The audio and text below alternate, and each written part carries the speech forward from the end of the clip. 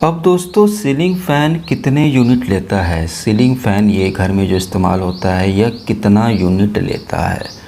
तो दोस्तों वीडियो को लाइक और चैनल को सब्सक्राइब कर ले, काम की जानकारी आपको यहाँ मिलती है। दोस्तों आमतौर पर सीलिंग फ़ैन 60 वाट, 70 वाट, 75 वाट तक के आते हैं और अगर 70 वाट बहुत कॉमन होता है, तो अगर सीलिंग फ़ैन आपका 70 वाट का है तो 10 घंटे अगर आप उसको चलाएंगे तो लगभग 0.7 यूनिट बिजली खर्च करेगा।